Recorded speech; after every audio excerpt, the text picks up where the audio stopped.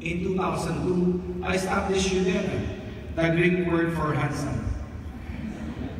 Joking aside, it is actually a play on my name, Dennis Angui. And it is the company that holds various businesses that I have gone into since that fateful decision to do it my way. Oiling came to life, a joint venture with another firm that hardly got off the ground. It was 2002, a year I will never forget, because it was also the year that I had another disruption and the most pleasant life-changing event. Sherilyn, then my gorgeous girlfriend, agreed to be my wife and eventually be the mother of my wonderful kids. Having your own family fuels your drive. I simply cannot fail. My wife won't let me. After I was left with an almost unused oil depot in 2003, I summoned the courage to go to Cebu Pacific, which I heard was looking to secure their fuel requirements in Davao. It was a cold call that opened the door to more opportunities. The Cebu Pacific deal gave me the cash flow to do more, which led to us trading petroleum to various distribution channels. Thus was born Phoenix Petroleum. Our goal for Phoenix back then was just to survive. But as our network and sales grew, we dared to dream bigger. We aimed to become the leading independent oil company in Mindanao, and after listing in 2007, we set our sights higher to be the top independent in the country. And this we achieved last year, after only 12 years as a brand. Jeremy Gotche, author of the innovation book, Exploiting Chaos, How to Spark Innovation During the Times of Change, described the three phases of disruption. A small competitor emerges but is ignored by the big players. The startup does things well and finds a niche, growing steadily and strongly. And when nobody is looking, the newbie scales up, expanding organically or through acquisitions, and has already taken a significant market share. This could not be truer than in the case of Phoenix. Nobody cared about Phoenix when we were starting, certainly not the giants. Phoenix owned just a handful of gas stations in Davao, too far afield even to be on their radar. Phoenix perceived weaknesses we used to our advantage. We grew our market in Mindanao and then decided to go national, moving quickly before anybody could notice and put out roadblocks to hinder our progress. What we lack in size, we made up for speed and service. What we lack in capital, our bankers and investors helped fill. What sets Phoenix apart to this day is access to decision makers. I deal directly with our customers, stakeholders, and business partners. Just the other day, one of our leaders texted me about a concern. This direct contact shortens the decision-making process and makes us more agile. For us, it is not just business, it is personal business. Maybe that is an offshoot of my being a provinciano. In the province, people tend to know each other, making relationship more personal than business-like. But don't confuse that with being unprofessional. Our executives are among the best in the industry.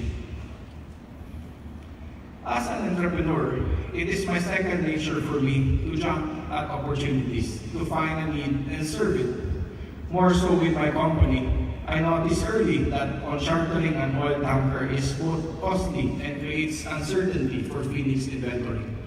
So we found a tanker and bought it, and that gave birth to Chelsea Shipping. Chelsea bought more tankers and in due course acquired other shipping and logistics companies, including the largest, to go bought in partnership with the SM Group. This boldness paved the way for the listing of Chelsea Logistics Holdings Corporation last August. Chaos theory states that a small change could lead to great consequences. Fortunately for us, our acquisition of Tugo introduced us to stakeholders who also own a 177-hectare property in Clark. Today, we are developing it Clark Global City, a central business district similar to Bonifacio Global City. By the way, we are already pre-selling the project, and those who will buy now will be given a Business World discount.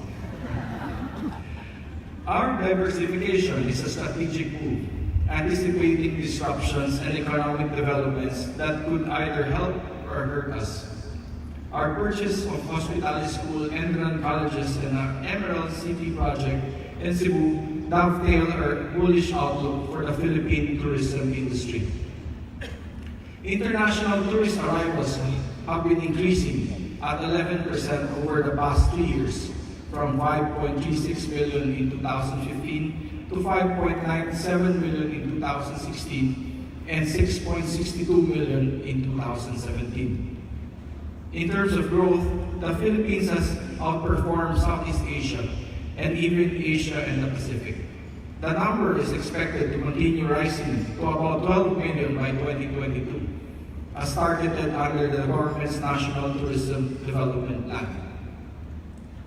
While the Philippines has posted record numbers in international tourist arrivals, those pale in comparison to the 35 million foreign arrivals in Thailand, 26 million in Malaysia, 17 million in Singapore, and 14 million in Indonesia.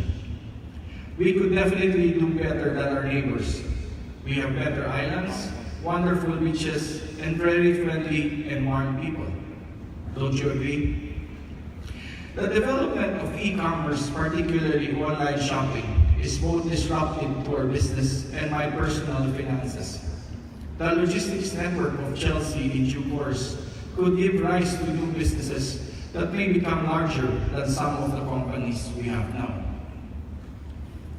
On a personal note, my wife's favorite online site is Amazon. Before, if we stay home, walang gastos. Now, the convenience of online shopping has taken a toll on my pocket. I love you, wifey. The biggest disruptor in the past 30 years is the advent of the internet.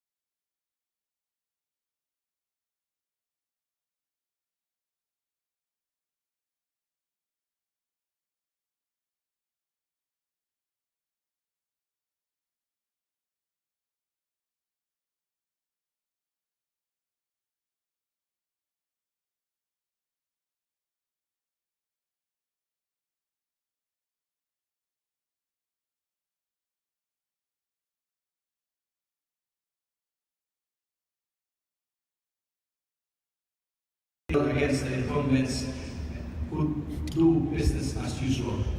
Insurgents are certain there are better ways to do business, especially with the aid of technology. Established businesses often refuse to see the changes in the landscape and consumer preference and get left behind. Many of the brands we knew when we were kids not so long ago are no longer here, supplanted by startups. But do not rush just yet. Victory is not a certainty for the rebel. Remember, many upstarts do not get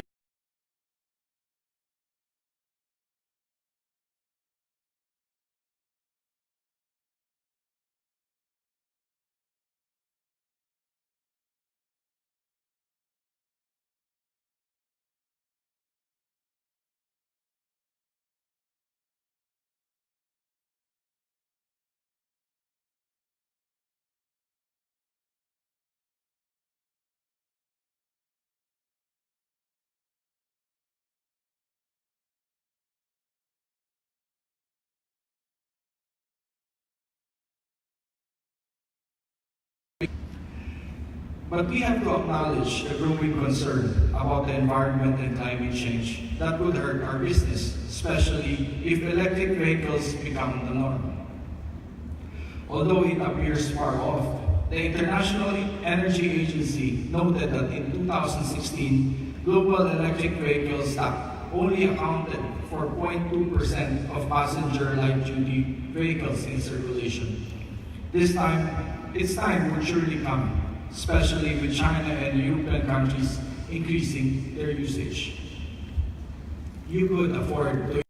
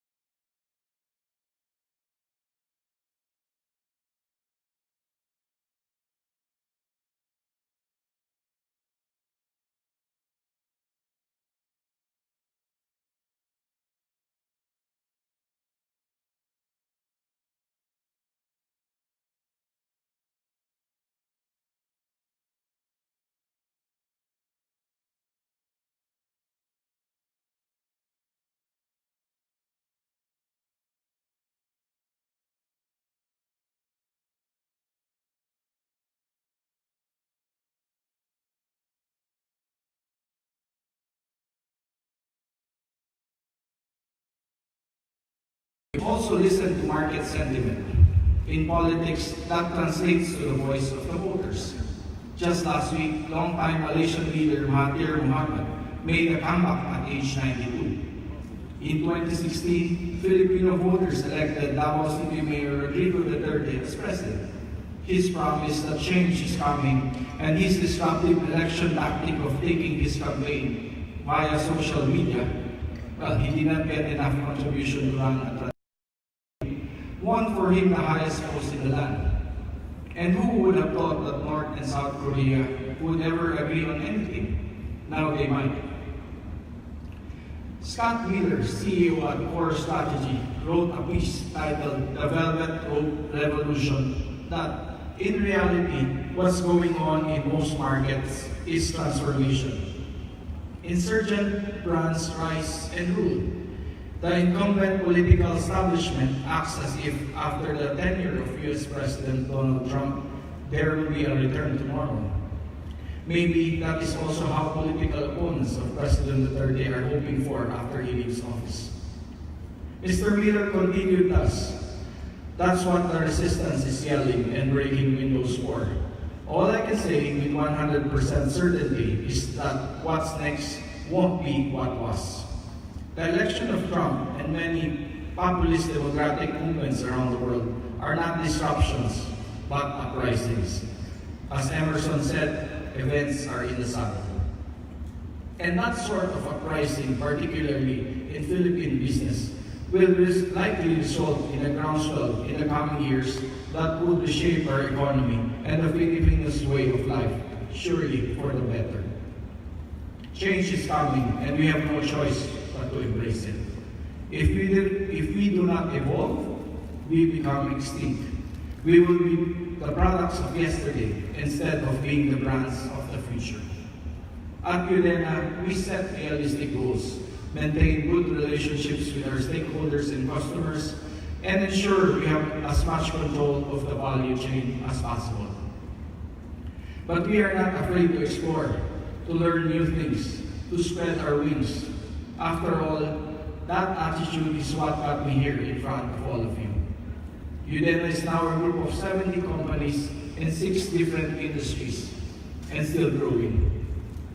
Surely there will be headwinds, but as long as we can turn our sails, we could make it as a tailwind. I have always embraced change, and there's more to come from UDENA to serve our stakeholders better and to work for our customers and the Filipino people. I am Dennis Uy, Provinciano, Dabueño, kung sa inaasa ako, nawala sa inyo. I do not have anything that you do not have. I think you're even more capable and more talented than I am. If I can be a disruptor, more so can you. Thank you and mabuhay tayo lahat.